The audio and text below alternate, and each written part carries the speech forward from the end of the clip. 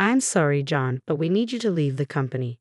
The HR director's words still echoed in my head as I walked out of the office. My name is John, and I have been working full-time at a grocery store. Due to the store's financial struggles over the past few years, they had to cut personnel costs through massive downsizing. And that day, I was laid off. Jobless and feeling dejected, I slowly pedaled my bicycle home. I didn't even feel like cooking dinner. Although it was a bit of a detour, I considered picking up a takeaway burger, so I took a less traveled back street off the main road. As I neared the burger shop, I noticed an elderly lady sitting on the ground. Concerned, I hopped off my bike and ran over. "Are you okay?" I asked. She had fallen and hurt her leg. She couldn't get up on her own and was in distress since there was no one around to help. "Sorry about this, but could you give me a hand? Without something to hold on to, it's hard to get up." Despite grimacing in pain, it seemed she could walk with a limp. I quickly gathered her scattered groceries and put them back in her bag. "Good thing nothing here looks broken or crushed," I said. "Thank you so much, you're a lifesaver," she replied. As we talked, I took a proper look at her face for the first time. "Wait a minute, aren't you that guy from the store?" she asked. It suddenly clicked. This elderly lady was a regular customer at the grocery store where I worked.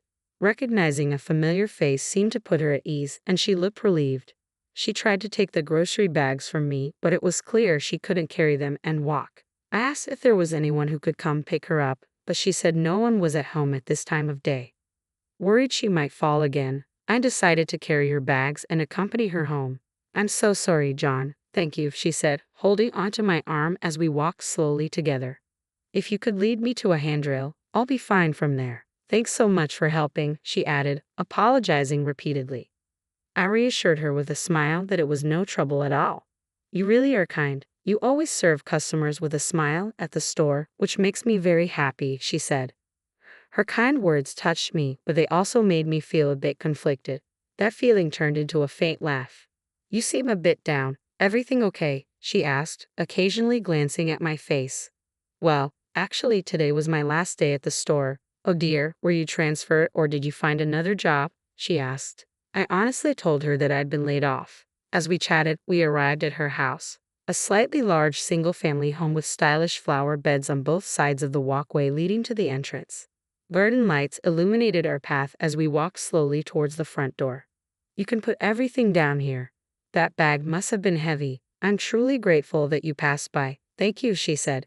Noticing a step leading to the front door, I worried she might fall again. "If you don't mind, I can carry it inside for you," she replied with a pleased look. "Well then, I might just accept your kind offer." After I finished carrying the bag inside, she offered me some tea as a token of appreciation. Just then, her cell phone rang.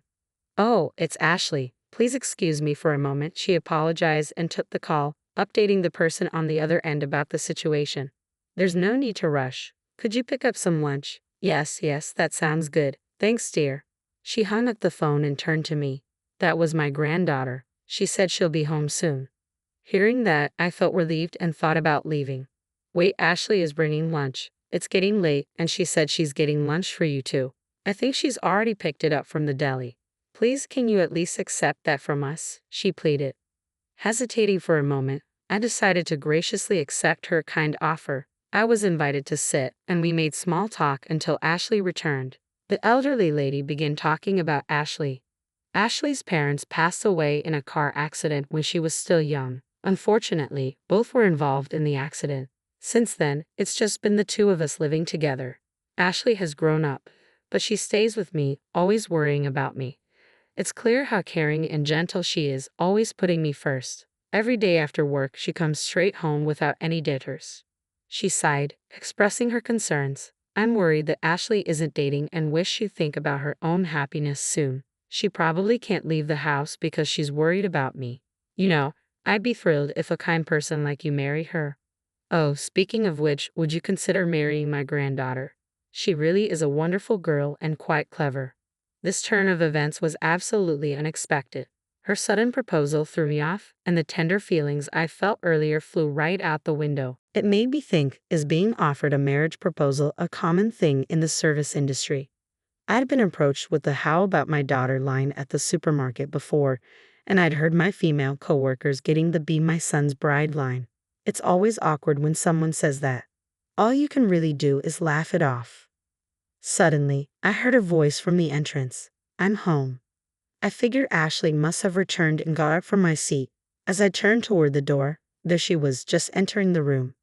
"Hi, I hope I'm not bothering you," I said. "I'm so sorry for the trouble. It seems my grandma has been in your care. Thank you so much."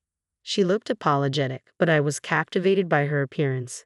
Ashley was in her office uniform, her hair pulled back, and she was strikingly fair-skinned with bright eyes. She had a gentle vibe, seeming like such a kind soul. I just kept bowing my head, slightly losing my words in front of her. The elderly lady turned to Ashley, chattering away with a happy gleam in her eyes. "Welcome home. This gentleman here, he's the cashier from the grocery store.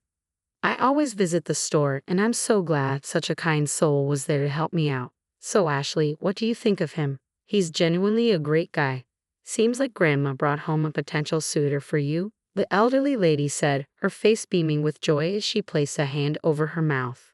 Seeing her grandmother so happy, Ashley responded with a confused tone. "What are you talking about?"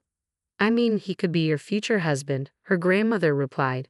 Upon hearing that, I was taken aback, wondering if her earlier comment was really just a joke. Ashley was just as surprised and flustered. "Grandma, what are you saying? It's rude to say that about someone I've just met. I'm so sorry," Ashley apologized. "Oh dear, I've met him several times before," her grandmother said, chuckling. I couldn't help but laugh. "You two really seem close," I commented. Ashley, with an apologetic look, thanked me for the day and handed me a packed lunch. Knowing she had bought one for me, I gratefully accepted it. "Why don't you eat it now?" the elderly lady asked. Ashley intervened. "I don't think that's fine with him," and I decided to decline her offer. I expressed my gratitude, and Ashley and I headed towards the entrance. As I put on my shoes and looked back, the elderly lady was limping over to send me off. "Thank you so much. I'm sorry for keeping you up late, and I apologize for not expressing my gratitude properly. Feel free to visit next time," she said. "Not at all. Thank you for the lunch," I responded, feeling warm-hearted by their kindness. I perceived her words as polite social etiquette, but they still warmed my heart. Just as I was about to open the door and leave, the elderly lady spoke up. "That's right. If it's not too much trouble, could you come over again tomorrow? With this leg, I might not be able to manage." Apparently, she had arranged a delivery of plants and saplings for her garden, but worried she might not be able to do the job properly with her injured leg. As she spoke, Ashley seemed confused. "That's too much, Grandma. You're acting weird today. Are you okay? You didn't hit your head, did you? Let me check if you have any injuries." "I didn't hit my head at all. It's just my foot that hurts," the elderly lady reassured her.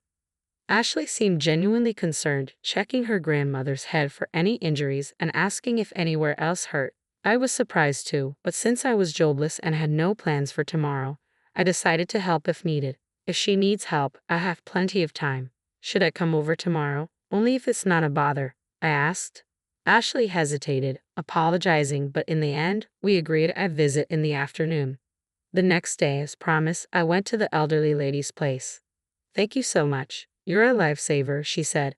While she sat on a small chair, she taught me how to care for the garden. We both enjoyed the moment, and during that time, she shared an interesting story. Ashley was working full-time in an office, but she had always dreamed of opening a cafe since she was little.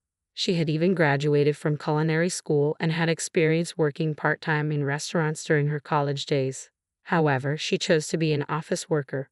Owning a cafe or working full-time in one would mean working from morning until late at night, but she still wanted to open a cafe. The reason the elderly lady mentioned me being a potential spouse for Ashley was because she thought if there was someone skilled in customer service, Ashley could start her cafe confidently.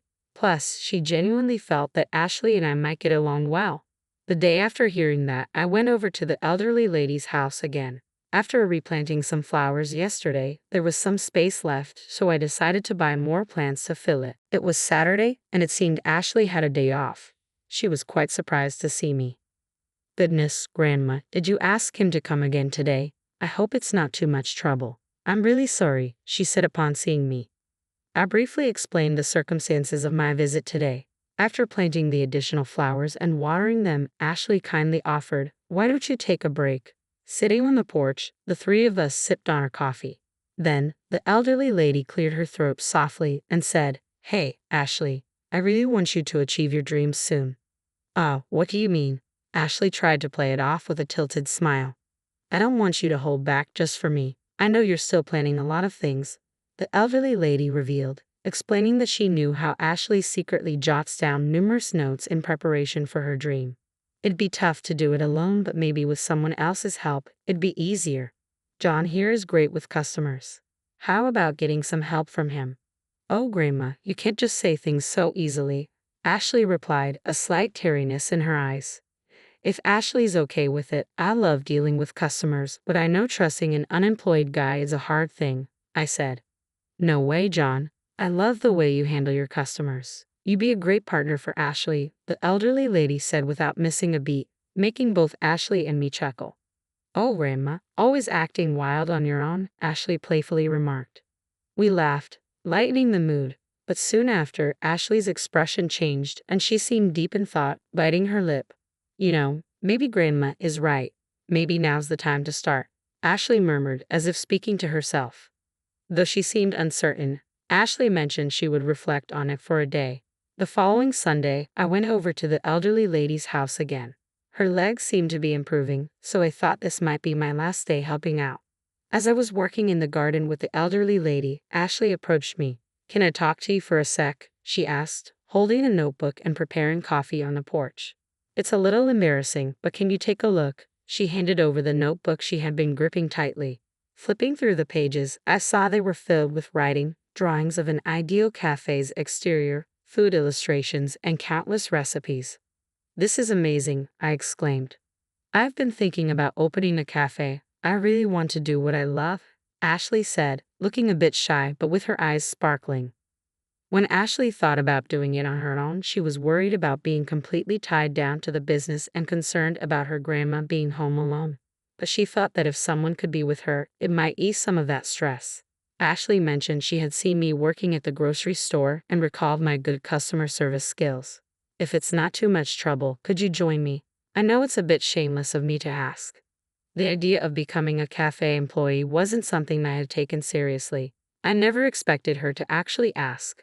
But seeing Ashley's passion in her notes and my own desire to work in customer service again, combined with my urge to try something different, I felt the spark. "If you're okay with me, let's do this together," I said, holding my hand out to Ashley. Ashley looked surprised but then gave a joyful smile. We shook hands firmly.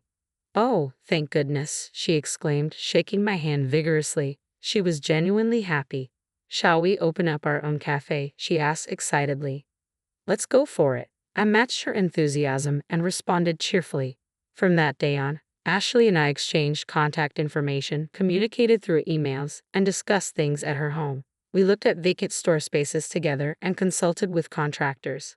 Ashley steadily progressed with the preparations and I supported her throughout. In addition, I began a morning part-time job until the cafe was set up. Although I had some savings, I thought it would be a good idea to earn a bit more for daily expenses since I had the time. 6 months later, the cafe opened. We found a perfect little vacant shop, and with some renovations, we were ready to start. On the opening day, the place was bustling with neighbors, friends, and people who had seen our flyers. After closing on the grand opening day, we held a celebratory gathering, with the elderly lady joining in too. "Thank you, John, for making this dream come true with me," Ashley said. "No, I should be the one thanking you," I replied. "See, I knew my intuition about you was right." "Must be fate," the elderly lady chimed in. Honestly, fate and destiny might be more real than I thought. The day I was laid off from my job, I helped an elderly lady and met her granddaughter, Ashley. Now, I'm working beside Ashley to run her dream cafe. You see, John, it wasn't in vain, right? You might have been down that day, thinking about why you've been working all this time, but now your warm hospitality is shining. It all had a purpose.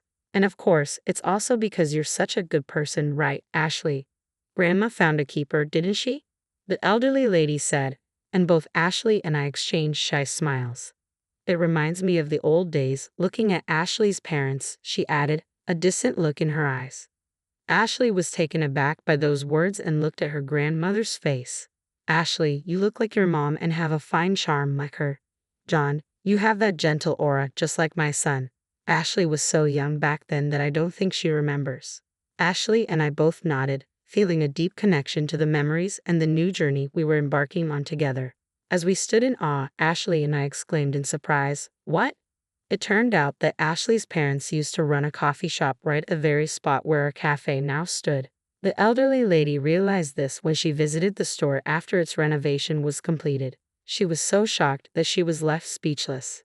Later, when she got home and went to her room, her emotions finally caught up with her, and she broke down crying. She thought about telling Ashley right away, but she decided to keep it quiet until the store officially opened. She wanted Ashley, who was passionately chasing her dream, to be able to build the store freely without any disruptions. As the interior progressed steadily, the elderly lady was even more astounded by how Ashley's taste mirrored her parents'. Whether she had been told earlier or not, it would have made no difference. Then, unexpectedly, the elderly lady handed Ashley a startup fund. It turned out to be the life insurance money from Ashley's parents that Grandma had carefully saved just for her. With teary eyes, the elderly lady said she was sure Ashley's parents would be delighted to have been able to support Ashley's dream.